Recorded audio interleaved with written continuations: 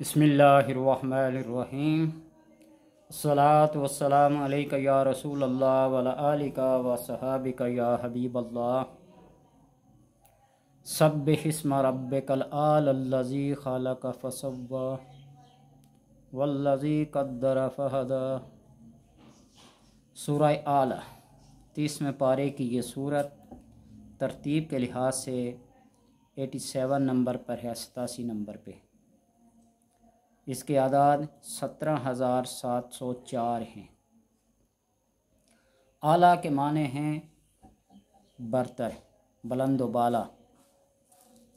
आला रब की सिफ़त है, यानी बुलंद व बरतर शान वाला। चूँकि अल्लाह की बुज़ुर्गी और अज़मत अक्ल, फ़हम और इदराक से बहुत बाला है, मा वराउल वरा है, इसलिए इसकी पाकीज़गी बयान करने के लिए इन नामों से याद करना ही बेहतर है। जो और वजूद दुनिया का खालक और इसकी तदबीर करने वाला है, इसलिए सूरत का नाम आला रखा गया है। कायनात का खालिक, मालिक, राज़िक, बदीउस समावाति वल अर्द, हर वो सिफ़त जो ज़ुबान, अक्ल, दिल, हवा से खमसा बयान करने से क्या हैं, कासर हैं, उसको रब कहते हैं। और रब एक ऐसा इस्म है जो तमाम अस्मा पे हावी है। रब्बुल अरबाब, या रब्बी लकल हम्द कमा यंबगी ले जलाल वजहिका व अज़ीम सुल्तानिका। ये जो तस्बीह, ये जो जुमला इंसान पढ़ ले दिन में किसी भी वक्त, रात के किसी भी हिस्से में, या रब्बी लकल हम्द कमा यंबगी ले जलाल वजहिका व अज़ीम सुल्तानिका, तो अल्लाह तबारक व तआला के फ़रिश्ते जो नेकियां आमाल लिखने पे मामूर हैं, हैरान और परेशान मुतहय्यर हो जाते हैं और रब से अर्ज़ करते हैं, इलाहुल आलमीन बता इस बंदे के अजर में, इसके सवाब में, इसकी नेकियों में क्या लिखें। उनके इज्ज़ और बेबसी को देखकर अल्लाह तबारक व तआला ये फरमाते हैं कि इस मेरे बंदे का अजर मेरे लिए छोड़ दो, मैं जो चाहूँ इसको हिसाब दूँ, जो चाहूँ सिला दूँ, जो चाह बुलंदी दो, चाहे मर्तबा दूँ, आप इसको मेरे ऊपर छोड़ दें। ये एक ऐसा जुमला है।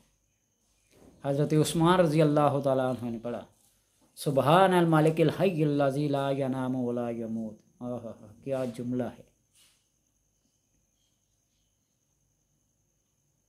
सुनने वाले ने सुना, मैं भी हैरत रह गया। शाह अब्दुल कादिर मुहद्दिस देलवी ने जब सूरह इखलास का तर्जमा लिखा ना, कुल हुवल्लाहु अहद अल्लाहुस समद, इस अल्लाहुस समद का उन्होंने अपनी ज़बान में तर्जमा लिखा ना, हिंदू ने जब ये पढ़ा अल्लाहुस समद का निराधार बेसाख्ता, उसकी ज़बान पर कलमा शहादत जारी हो गया कि हमने अपने माबूदान बातिला में जिनके वो पूजा करते हैं, ऐसा माना, ऐसा मतलब, ऐसी ताज़ीम किसी के अंदर नहीं देखी। अल्फाज का शख्सियत के ऊपर बड़ा गहरा असर होता है। दुरूद पाक तो बेशुमार हैं, एक से एक बढ़कर दुरूद पाक है जो दुरूद नमाज में पढ़ते हैं। इब्राहिमी 3 दिन तक एक दफ़ा पढ़ने से गुनाह नहीं लिखे जाते। और जो इस तरह पढ़ता है, जज़ल्लाहु मुहम्मदन,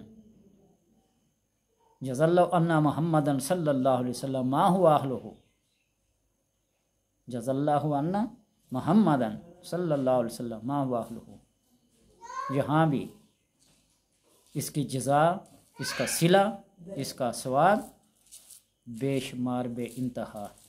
نہ کسی گنتی میں نہ کسی تعداد میں.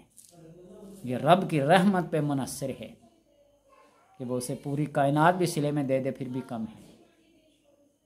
بعض جملے ایسے ہوتے ہیں تو اس لیے فرمایا سبح اسم ربک الاعلی الذی خلق فسوی والذی قدر فہدی. کائنات کے ذرے ذرے کو رزق پہنچانے والا، کائنات کے ذرے ذرے کی خبر لینے والا. شیخ سعدی رحمۃ اللہ تعالیٰ فرماتے ہیں نا کہ اللہ تبارک و تعالیٰ ایک ہے اور انسان کی تعداد لاکھوں میں، کروڑوں میں، اب تو اربوں میں ہو گئی ہے، موجودہ 7-8 ارب سے اوپر ہو گئی ہے، اور اس کے علاوہ بے شمار مخلوق. تو اتنی مخلوق میں اللہ مجھے نہیں بولتا، وہ تو ایک ہے، تو پھر میں اسے کیسے بولوں؟ وہ کروڑوں میں مجھے نہیں بولتا تو وہ ایک ہونے کے ناطے میں اسے کیسے بولوں؟ تو یہ بات ہے کہ وہ کائنات کے ذرے ذرے کو جانتا ہے. اور یہ بات تو سردار محدث پاکستان، سردار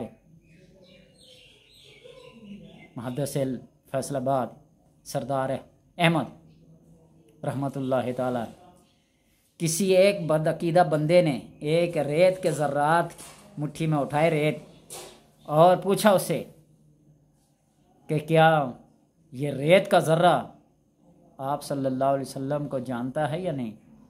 تو اس نے کہا ہے سوال کرنے والے سوال الٹا کیا ہے، پوچھنا یہ تھا کہ اس ریت کے ذرے کو محمد صلی اللہ علیہ وسلم جانتے ہیں یا نہیں؟ یہ ریت کا ذرہ تو جانتا ہی جانتا ہے، اور آپ صلی اللہ علیہ وسلم کے بارے میں علامہ جلال الدین سیوطی نے بے شمار حدیث کٹھی ہیں، سوائے بد عقیدہ کے، بدبخت کے، کائنات کا ہر ذی روح اور بے روح، کائنات کی ہر تخلیق اللہ تبارک و تعالیٰ کے محبوب صلی اللہ علیہ وسلم کو جانتی ہے. تو اللہ کیسے نہیں جانے گا؟ وہ کروڑوں کو نہیں بھولتا تو ہم ایک کو بھول جاتے ہیں. یہ رب کی وہ صفات عالیہ ہیں، عظمیٰ ہیں، جن کی زبان کے ساتھ حق ادا ہی نہیں ہوتا. تو اس لیے قرآن کے یہ جملے اللہ تبارک و تعالیٰ کے ساتھ باتیں کرنا میرے معمولات میں تو نہیں، لیکن خود تو بے عمل ہوں، لیکن میرے جاننے والے، میرے عقیدت مند، میرے متعلقین، متوسلین جو کو وظیفہ پوچھتے ہیں، تو میں انہیں یہ کہتا ہوں کہ لمبے چوڑے وظیفے تم تو پڑھتے ہی ہوگے، آیت الکرسی پڑھتے ہوگے، سورہ مزمل بھی، سورہ یاسین بھی، پوری الحمد سے لے کر والناس تک پڑھتے ہی ہوگے، بے شمار تسبیحات پڑھتے ہوں گے، لیکن کبھی فرصت ملے 24 گھنٹوں میں سے کوئی 2 منٹ نکال کر اپنی زبان میں، جس زبان میں تم اپنے بہن بھائیوں، ماں باپ، معاشرے کے اندر باتیں کرتے ہو، اس زبان میں اپنے رب کے ساتھ سر کو سجدے میں رکھ کر اس جبین نیاز کو جھکا کر رب کے ساتھ باتیں کیا کرو. تو میرا خالق ہے، تو میرا مالک ہے، تو میرا رازق ہے، میں اس تکلیف وچ مبتلا ہوں، میں اس نعمت دا کیسے شکر ادا کروں؟ یہ جو تیری طرف سے عنایات ہیں، بیماری کی صورت میں، نعمت کی صورت میں، خوشحالی کی صورت میں، تنگ دستی کی صورت میں ان کا شکر کیسے ادا کروں؟ اپنی زبان میں باتیں کرنا شروع کر دو اس سے. میں کہتا ہوں، گارنٹی کے ساتھ یہ کہتا ہوں، آزما کے دیکھ لیں، بڑے بڑے وظیفے پڑھنے سے جو دل کو سکون نہیں ملتا، وہ اپنی زبان میں صرف رب سے باتیں کرنے کا سکون ملتا ہے. تو اس لیے سبح اسم ربک الاعلی الذی خلق فسوی والذی قدر فہدی والذی اخرج الماء. تو اس لیے سورہ اعلیٰ کو جو بندہ لکھ کر تعویذ بنا کر اپنے پاس رکھے گا، بواسیر کے مرض سے محفوظ رہے گا. اور ویسے ہی میں ایک وظیفہ بتاتا ہوں، ناف کے نیچے کا جو حصہ ہے، ناف سے لے کر پاؤں تک جتنی بھی بیماریاں ہیں، اس میں آپ بیت الخلاء جانے کی، ٹوائلٹ جانے کی، واش روم جانے کی دعا یاد کر لیں، اللہم انی اعوذ بک من الخبث والخبائث، ایک تسبیح پڑھ کر، کئی 100 بار پڑھ کر فارغ وقت میں جتنا پڑھ سکتے ہیں اعوذ باللہ من الخبث والخبائث، اعوذ باللہ من الخبث والخبائث، تمام خبیثہ ارواح اور جتنی بھی نامراد قسم کی بیماریاں ہیں ان سب سے جان چھوٹ جائے گی۔ پانی پہ دم کر رہے ہیں، ہاتھ پہ دم کر کے جسم کے اوپر پھیر لیں، کسی کھانے پینے کی چیز پہ کچھ بھی نہ ہو تو پھونک تو مار لیں، ہاتھ پاؤں بھی نہ ہلتے ہوں تو پھونک تو مار دیں، زبان بھی نہ ہلتی ہو تو دل میں تصور کے ساتھ۔ اور اللہ کے حضور وہ عمل بھی بعض دفعہ پیش کیا جاتا ہے جس کے اندر نہ زبان حرکت کرتی ہے، صرف دل کے اوپر ایک خطرہ گزرا ہو، یہ میں کرتا ہوں یا کروں گا، ایک خیال گزرا ہو دل و دماغ میں، اللہ اس کو بھی نوٹ کر لیتا ہے۔ وہ رب جو ہے، معبود جو ہے، کل میں اشفاق احمد صاحب کی ایک کتاب ہے کہ مقولہ پڑھ رہا تھا نا، کہتے ہیں لندن کے کسی پارک میں بیٹھا ہوا تھا تو وہاں نوجوان تبلیغ کے لیے یہ نماز کا وقت ہوا، جماعت کے ساتھ انہوں نے نماز ادا کی، اور ایک خاتون جو بڑی اپنے آپ کو فیشنیبل کر رہی تھی ان کے پاس گئی اور ان سے پوچھتی ہے کیا تم انگلش جانتے ہو؟ نے کہا ہاں۔ امام صاحب نے ان سے بات کی، کہتے ہیں یہ تم کیا کر رہے تھے؟ ہم رب کی عبادت کر رہے تھے، آج سنڈے تو نہیں ہے؟ اس نے کہا ہمارا سنڈے منڈے کوئی ٹائم نہیں ہوتا، ہمارا 24 گھنٹے رب کی بارگاہ میں کسی بھی وقت جھک سکتے ہیں۔ اور جب اس نے یہ بات سنی تو ہاتھ آگے بڑھا کر مصافحہ کرنا چاہا، نے کہا نہیں، یہ ہاتھ میری بیوی کی امانت ہے، اس کے علاوہ کسی غیر محرم کو نہیں سکتا۔ وہ لوٹ پوٹ ہو کر رونے لگی، کاش کہ یہ بات یورپ کے جوانوں میں، ذہنوں میں، دلوں میں پائی جائے کہ ہم بھی کسی کی امانت ہیں۔